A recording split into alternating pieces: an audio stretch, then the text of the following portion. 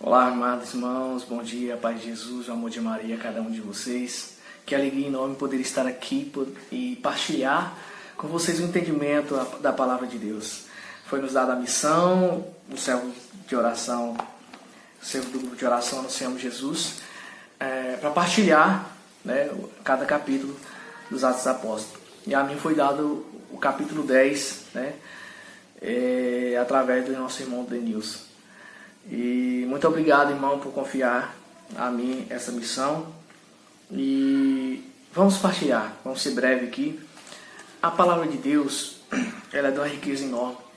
E eu falo para vocês que este capítulo do Atos dos Apóstolos me tocou profundamente, ainda mais nos tempos de hoje.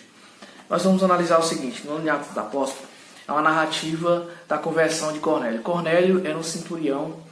Naquela época o centurião era na verdade um do alto escalão militar, que comandava aí a tropa de 60 a 100 homens.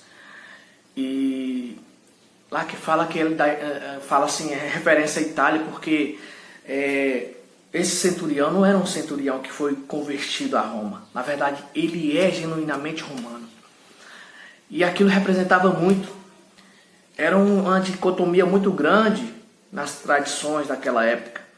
O interessante é que a história do Cornélio conta assim que ele era um homem orante, piedoso, caridoso, e no momento de oração que ele estava ali, apareceu para ele um anjo que chamou Cornélio: vai até Jope, lá tem um homem de sobrenome Pedro, um Simão de sobrenome Pedro, que você precisa trazê-lo. Então foi dada essa missão a Cornélio. Mas o interessante disso aí é que Cornélio naquela época era um pagão, não era um judeu. O judeu tinha outros costumes, e naquela época era definido muito bem, separado exatamente quem, por um lado seriam os judeus e por outro lado os pagãos. Eles até moravam na mesma cidade, mas sabiam quem era comandado e quem comandava, o chefe. Então era uma separação total ali. Os judeus não se misturavam com os pagãos. Aquilo era um costume. Então, imagine só o Pedro, naquela idade, tendo que ir à casa de Cornélio. Interessante o seguinte: de Cesareia, aonde o Cornélio estava, até Jope, a palavra fala que era em torno de 2 dias a distância, E, claro, Cornélio, ouvindo a voz do anjo, um homem orante, um homem piedoso, logo obedeceu à voz de Deus e falou: meus soldados, vai buscar este homem chamado Simão. E durante essa trajetória, Simão também, lá onde ele estava, na casa de um senhor que era curtidor de couros, o Simão já estava ali diante de uma realidade muito difícil para ele, onde ele tinha uma tradição de não comer alguns animais que para eles era impuro, mas ao mesmo tempo estava ali na casa de um curtidor de couros que matavam animais e tiravam o couro ali. Para ele estar naquela realidade, porque ele não morava ali, ele estava simplesmente passando ali. Inclusive lá em Jope, nessa cidade, Pedro já tinha cumprido a missão de ressuscitar, lá no capítulo 9 já tem a ressurreição de uma mulher através de Pedro, Interessante nessa história que durante essa trajetória dos soldados, Pedro vai orar e lá ele tem uma visão. E Deus fala nessa visão, eu quero até ler para vocês aqui, lá em capítulo 10, a visão de Pedro. 10, versículo 14, disse Pedro, depois dessa visão, uma voz lhe falou: levanta-te, Pedro, mata e come, disse Pedro. Come. E disse Pedro: de modo algum, Senhor, porque nunca comi coisa alguma profana e impura. Esta voz lhe falou pela segunda vez: o que Deus purificou, não chames tu de impuro. Isto se repetiu 3 vezes e logo a toalha foi recolhida ao céu. Para entender melhor para vocês, nessa oração Pedro teve uma visão de uma toalha puxada dos quatro cantos e ali desciam os animais quadrúpedes, répteis, aves. E ali Deus manda que Pedro mate e come aqueles animais. Aí Pedro questiona pela seu costume daquele povo, naquela época, comer animais impuros. Não podia, jamais. Mas interessante, amados irmãos, que não o entendimento, depois vai lá na frente e fala assim, o entendimento da palavra de Deus para Pedro não é exatamente comer carne impura, não. Ele dá uma visão muito maior.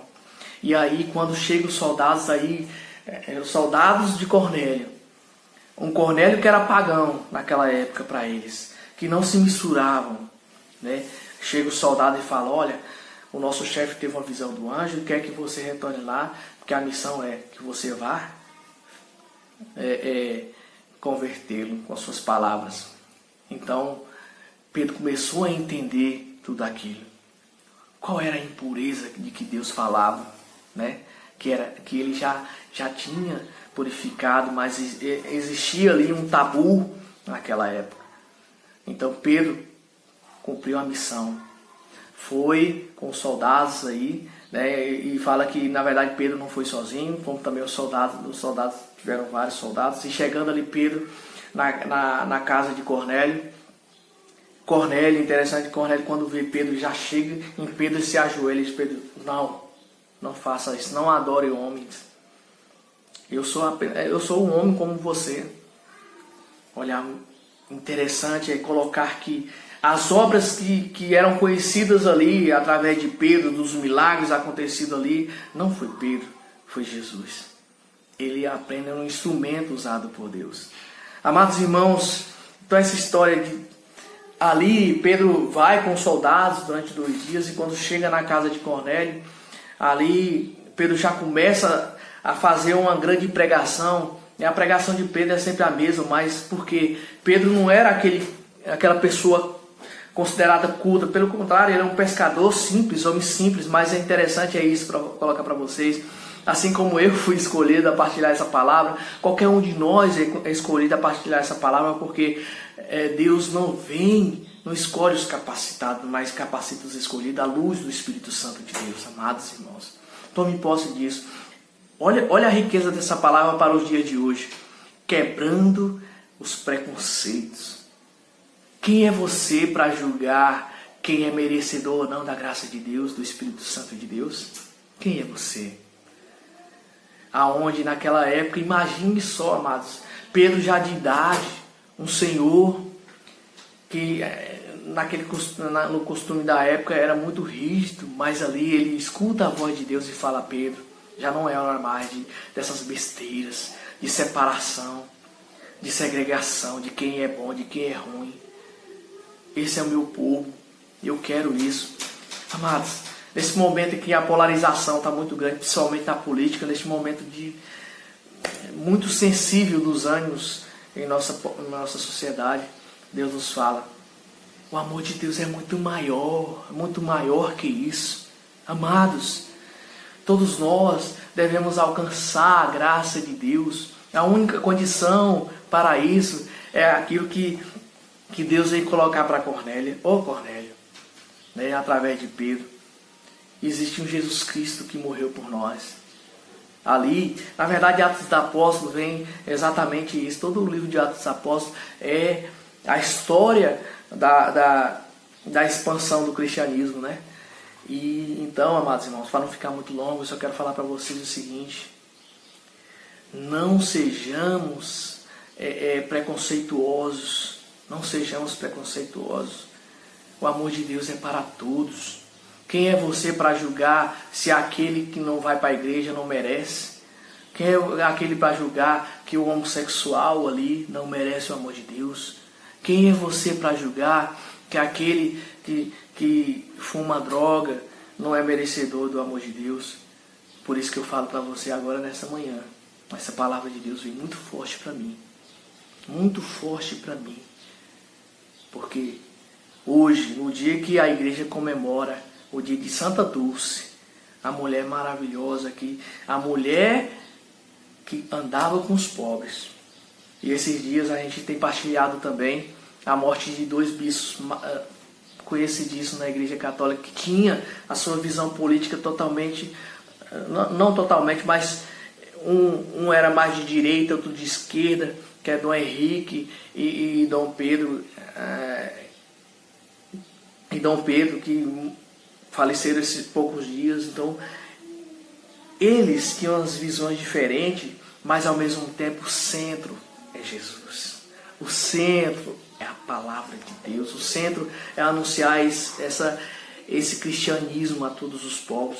A riqueza da Igreja Católica está nisso também. Quando a gente tem a visão do Concílio Vaticano II, que quebra tudo, aquele tradicionalismo, quebra tudo. Amados irmãos, nessa manhã, para não ser muito longa a minha partilha, quero falar para vocês que a palavra de Deus, a conversão desse centurião, que foi, na verdade, pelos relatos das Escrituras, o primeiro pagão convertido, foi assim para mim, no meu entendimento, uma palavra muito forte e atual para os dias de hoje.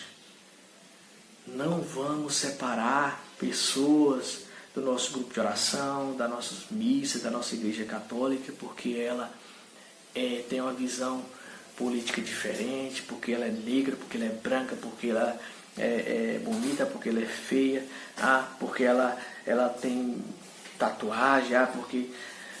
Meu Deus, não sejamos preconceituosos e julgadores.